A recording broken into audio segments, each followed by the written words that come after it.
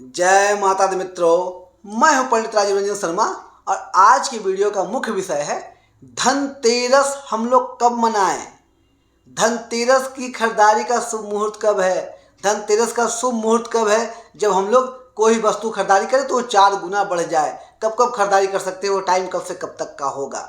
और धनतेरस का डेट क्या है, 10 नवंबर 2023 या 11 नवंबर 2023। यही आज की वीडियो का मुख्य विषय है। तो कहा जाता है कार्तिक मास की कृष्ण पक्ष की त्रयोदशी तिथि को जो पर्व आता है उसको धनतेरस कहते हैं। उसी दिन धनत्रयोदशी का व्रत मनाया जाता है और कहा जाता है कि इस दिन की खरीदारी जब करते हैं तो खरीदारी 4 गुना ज़्यादा बढ़ जाता है। अगर हम जो भी सामान लेते हैं वो 4 गुना उसका ज़्यादा बढ़ करके मिलता है, साल भर बढ़ता रहता है। तो धनत्रयोदशी के दिन कोई ना कोई शुभ वस्तु खरीदनी चाहिए।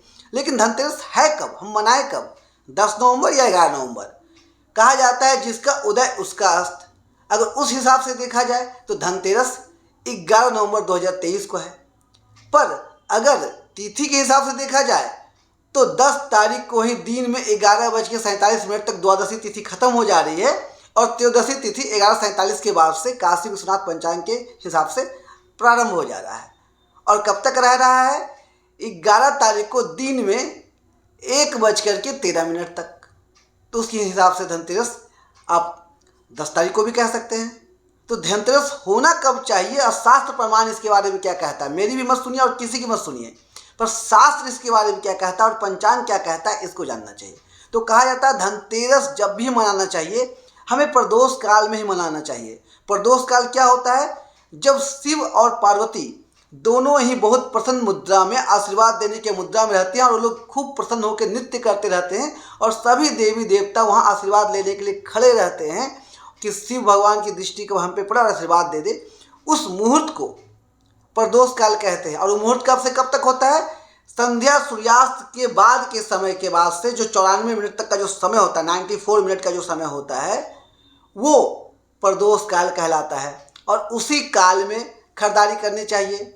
तो प्रदोष काल हमें कब मिल रहा है, तो 11 तारीख को 1:13 में तो त्रयोदशी तिथि खत्म हो जा रही है और त्रयोदशी का प्रदोष काल चाहिए, द्वादशी का नहीं और चतुर्दशी का नहीं, त्रयोदशी का प्रदोष काल चाहिए। त्रयोदशी उस समय होनी चाहिए जब प्रदोष काल हो रहा हो। तो देखा जाए तो 11 तारीख को तो 1:13 में ही खत्म हो जा रहा है त्रयोदशी तिथि। और शुरू कब हो रहा है, तो 10 तारीख को 11:47 के बाद से। और 94 मिनट कब का लेना है, संध्या का लेना है। तो संध्या सूर्यास्त के बाद का जो समय मिल रहा है वो 10 नवंबर 2023 को मिल रहा है प्रदोष काल। तो हमें प्रदोष काल में खरीदारी करनी है तो वो 10 नवंबर को हम लोग को धनत्रयोदशी मनाना चाहिए। ये तो एक सवाल का जवाब हो गया। अब खरीदारी का समय क्या होगा, कितने बजे से कितने बजे तक खरीदारी करें, तो काशी विश्वनाथ पंचांग के हिसाब से सूर्यास्त 5:27 में बनारस में हो जा रहा है। और वहाँ से अगर हम 94 मिनट जोड़ते हैं तो 7:01 तक का समय जो होता है वो बहुत शुभ है खरीदारी के लिए। उस समय का प्रदोष काल रहेगा, उसके बाद भी आप खरीदारी कर सकते हैं।